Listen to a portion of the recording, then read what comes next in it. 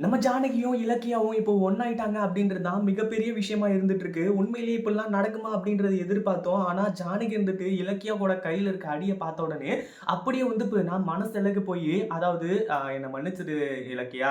நான் வந்து அந்த ஒரு காரணத்தினாலலாம் வந்து உன் மேல கோவமா இல்ல. அது மட்டும் இல்லாம உன்ன பத்தி எனக்கு நல்லாவே தெரியும். அப்படியே நீ என்ன மாதிரி அப்படின்ற மாரி வந்து சொல்லி, இந்த இடத்துல வந்து எல்லாத்தையுமே சொல்லிட்டு இருந்தாங்க.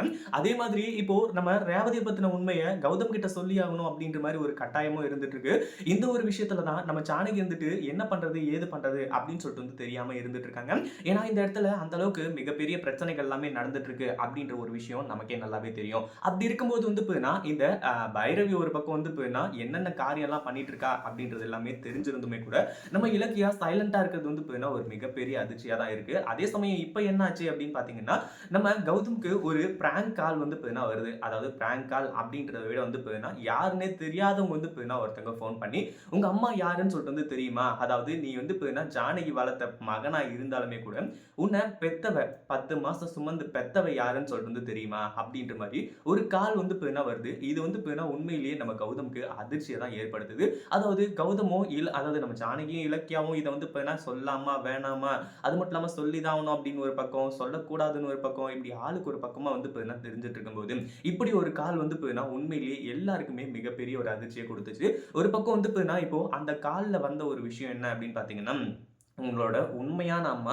வேற யாரும் கிடையாது. உங்க வீட்ல வேலை செஞ்சுட்டு இருந்த அந்த ரேவதி தான் அப்படின்ற மாரி வந்து சொல்ல ஆரம்பிச்சாங்க. இது என்ன அதாவது நம்ம கௌதம்க்கு ஒண்ணுமே புரியல. யார் நீங்க?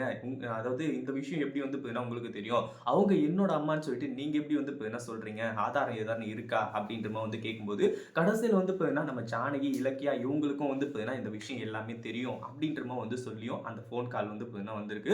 அதே மாதிரி இந்த இடத்துல வந்து இப்போ நம்ம அ ஜானகியோட ஃப்ரெண்டு தான் அந்த ரேவதி அப்படின்ற ஒரு விஷயமும் வந்து சொல்றாங்க. அதாவது தன்னோட சொந்த ஃப்ரெண்டோட பையன தான் வந்து ஜானகி எடுத்து வளர்த்துட்டு இருக்கா அப்படின்னு சொல்லிட்டு. எப்புட்றா இவ்ளோ ஜாதகம் வந்து ஒருத்தருக்கு தெரிய முடியும்? இந்த அளவுக்கு வந்து இருக்குமா? அப்படின்னு சொல்லிட்டு வந்து கேட்டீங்கன்னா, அந்த அளவுக்கு வந்து இப்ப எல்லாத்தையுமே பக்காவா பண்ணிட்டு இருக்காங்க. உண்மையிலேயே வந்து இது எல்லாமே அதிர்ச்சியான ஒரு செய்தி தான். ஏன்னா கௌதம்க்கு மட்டும் வந்து இவங்களா சொல்லி, உண்மைய சொல்லி வந்து தெரிய வந்துச்சுன்னு வைங்களேன், அந்த அளவுக்கு பிரச்சனை இருக்காது. ஆனா இப்போ வந்து மத்த விஷயங்கள்லாம் சேர்ந்து இப்போ வேற யாரோ சொல்லி வந்து தெரிய வந்துச்சு அப்படின்னா, கண்டிப்பா கௌதம் செம்ம கோவப்படுவாரு. அது மட்டும் இல்லாம சொந்த அம்மாவையே இத்தன நாளா வந்து என்ன வெறுக்க வச்சிருக்கீங்களே, அதாவது வெறுக்க வச்சிருக்காங்களா அப்படின்னா, இந்த இடத்துல வந்து என்ன வந்து அ அதாவது வேற யாரோ மாரி வந்து பார்க்க வச்சிருக்கீங்களே, அப்படின்ற மாரி வந்து சொல்லி கண்டிப்பா வந்து கோவப்படுவாரு. அதுல எந்த ஒரு சந்தேகமும் கிடையாது. கௌதம் வந்து நம்ம ரேவதிய வந்து போயிட்டு பார்த்து கடைசியில வீட்டுக்கே கூட்டிட்டு வந்துருவாரு. இந்த மாரி பல சம்பவங்கள் அரங்கேறும். இத பத்தி நீங்க என்ன நினைக்கிறீங்க? அந்த வீடியோ பிடிச்சிருந்தா லைக் பண்ணுங்க, ஷேர் பண்ணுங்க. இப்பதான் நம்ம சேனலுக்கு ஃபர்ஸ்ட் டைம் வரீங்க அப்படின்னா, கீழ இருக்க சப்ஸ்கிரைப் பட்டன பிரஸ் பண்ணிக்கோங்க.